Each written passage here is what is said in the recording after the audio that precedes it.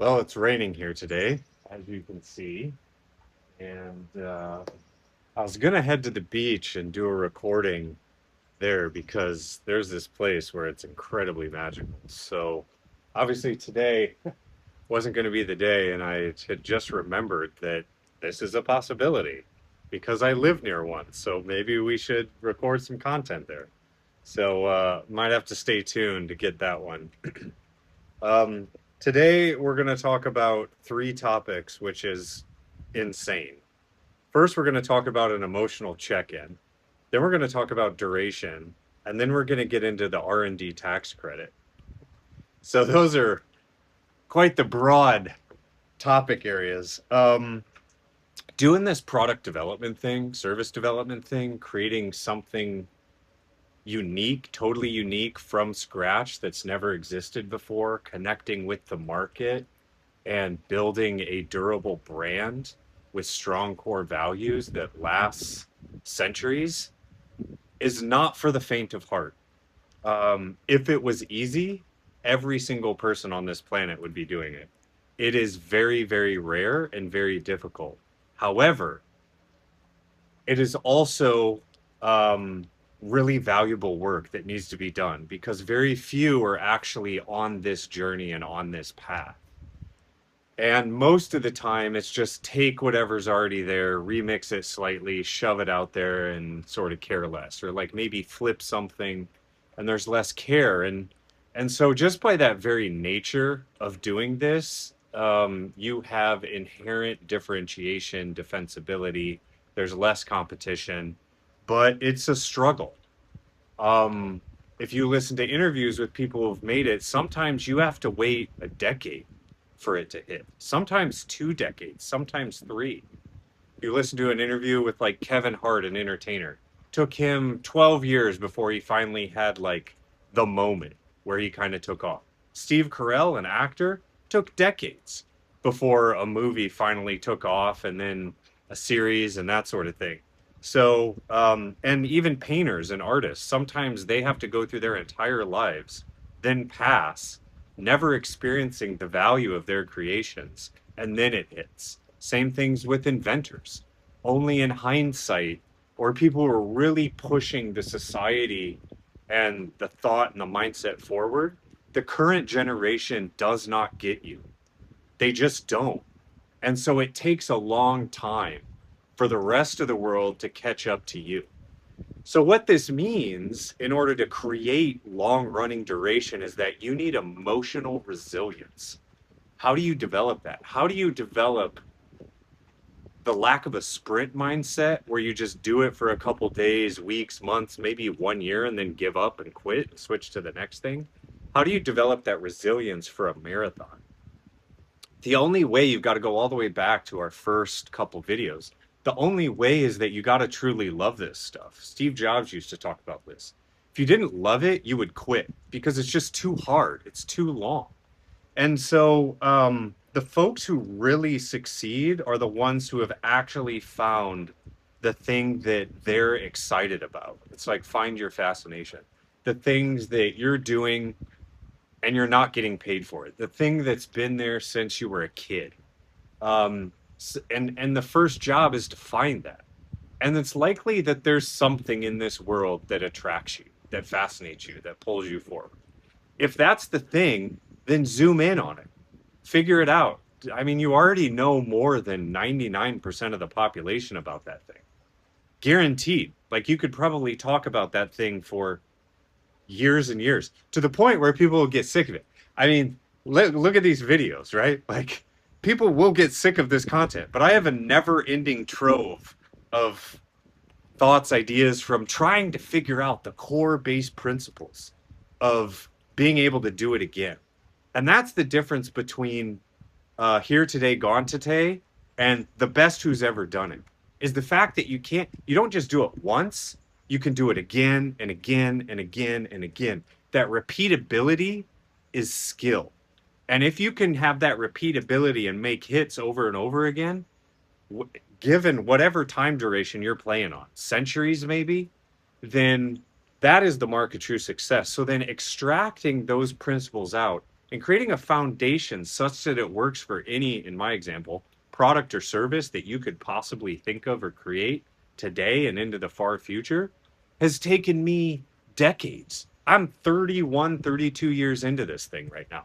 And if you count my whole life, I'll be 46 this year. So 46 years of never-ending struggle, doing 3 times a day, just trying to figure this out so I can make this video and give that stuff to you guys.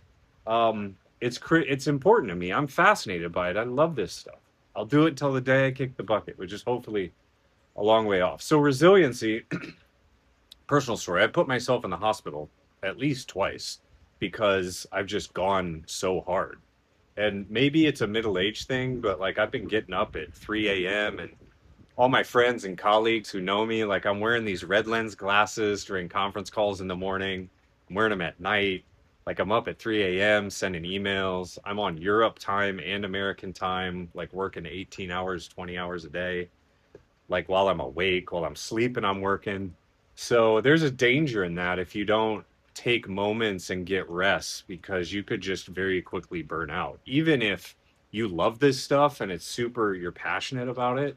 So I've learned over the years that you got to find that healthy balance, whatever that is for you, and only you know what that is, where you're starting to feel overwhelmed, burnt out, tired. Um, at this point, I still have a lot of energy.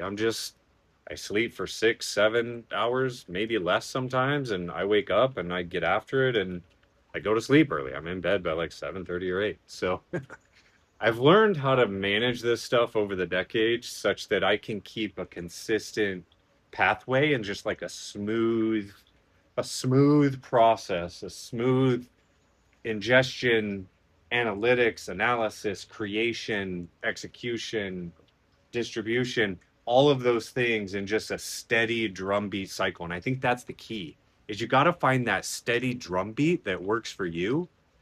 And there'll be moments where you'll pick up on an energy and it's just explosive and you ride that wave as long as you can ride it, because they're rare. When they come, you got to hang on and you got to use that tailwind gale force to like propel yourself forward.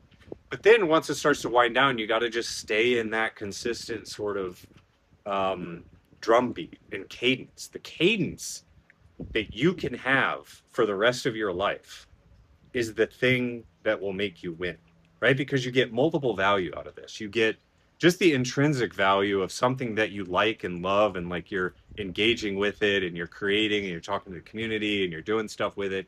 Just that alone, you've won. Second, you can maybe get paid for it. And third, maybe you become one of the greatest and people celebrate you, which that's sort of like off to the side. That comes with a whole set of different problems that you probably don't want. I don't want them. I just want to be in this space of pure creation. So if you can find that space where you're creating from raw authenticity and like that universal truth, then like you're in a strong cadence. So the emotional check-in is a place here after we're almost at 10, 20 videos or so, to take a pause and go, am I on the right path? Can I do this thing for the rest of my life, 20 years? If not, you got to find the thing that like you're actually passionate about, because you will burn out. And then the people who are actually passionate about it will beat you. They'll just go longer than you. Success is really just, I went longer than everyone else and you're the only one left standing. Like Michael Phelps swimming, he swam every day, come rain, shine, Christmas, didn't matter, every day, no days off. And he just won gold. I mean, he won so many gold medals that they don't even fit around his neck anymore. It's insane. And then he rested later, but he's still got that fire and spirit. So that's the piece. So check in with yourself, figure out where you are, have the real talk with yourself. It's a safe place. Like, don't beat yourself up, and just ask yourself, like, is this thing that I'm doing actually the thing that I'm called to do? Like, I'm actually passionate about this.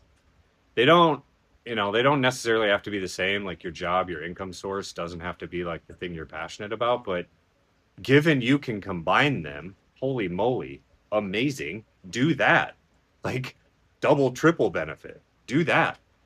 So that's that. Now, let's get into tax consequences. R&D tax credit. So if you're making stuff, especially software, there's this rule called the R&D tax credit. I want you to Google this. And like disclaimer, this is not tax, accounting, audit, legal, or investment advice. Let me say that again. This is not tax advice, okay? This is just to open a door in your mind such that you can go talk to advisors to get this kind of advice to help you reduce your costs, reduce your expenses, increase your cash flow, reinvest that money back into the business so you can go longer and build better products and services. So this R&D tax credit came back with a force with the big beautiful bill that was passed in the United States in middle 2025. And as more or less, it allows you to deduct a lot of the expense that you use on R&D. So if you hire an engineer, if you hire a designer, if you hire a product person, if you have cloud computing costs like AWS costs, Azure, Google Cloud, whatever, OpenAI costs potentially, that runs your software, the hosting costs, you can deduct a lot of that cash, which means you pay less in tax at the end of the year for the revenue you generated. So, but one of the key things is this is why invention is so important. If it's just, I just did a little like extra feature, that doesn't count. The thing that counts is true R&D, true invention, true creation, which basically says I had to figure something out that I didn't think I was able to do. We had to actually develop some new capability, which, ding, ding, ding, quiz question, back to our other videos. New capabilities drive growth. The market values new capabilities that give them superpowers. They're willing to pay a premium for that. So not only are you winning on revenue growth, you're also winning on cash flow growth. And you're winning on the ability to deduct those taxes in the United States. So if you pay for that and it's domestic talent based here in the United States, you get a double benefit for that. Amazing. That's below the EBITDA line. This is cash that like stays in the bank that you can pay additional like interest fees on. You can pay for marketing and advertising expenses. You can pay for more product development. Imagine that. Instead of paying the IRS just cash and getting no benefit from it, you can hire more real R&D invention people, which then creates better product with new capabilities and allows you to grow even more faster. And there's a flywheel that develops and you just take off. So, yeah, like you can literally call me and get double benefit by working with me. Like what? So, anyways, this is not a sales pitch. I don't care who you call, but that's like if you're creating something from scratch, you can do that, especially in the software world, especially where we are with AI. Like that will pass muster if you're developing AI, artificial intelligence models, new types of logical algorithms that create new capability sets in the physical or digital world. Double, triple word letter score, benefit to the moon, let's giddy up, let's go. Bitcoin, blockchain, emerging tech. Emerging tech literally gives you multiple benefits. So, why everyone doesn't do this, I have no idea. They think that investing in this stuff is like risky. And my point is, I've been doing this a long time, and actually, the other approach is more risky. It's riskier to do the same old thing that everyone else is doing because you're not going to grow revenue. You're not going to be able to deduct that as an expense. And you're just going to be a lookalike me too. And then you're going to come later and you're going to go, help me, I need to grow.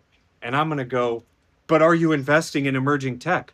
Are you paying for the talent that knows how to manipulate emerging tech into a product with strong core values that the market wants, and then push this into the market in a way that drives word of mouth because it gives people superpowers and they're willing to pay for it and they're going to talk to other people about it because like it's crazy. So, all right, let me step off of my soapbox here and enjoy the rain. So that's it. Save nature, save your R&D team, save your income statement from mortal death, and save yourself. Like, work on stuff that you're fascinated by. Anyways, that's my diatribe today.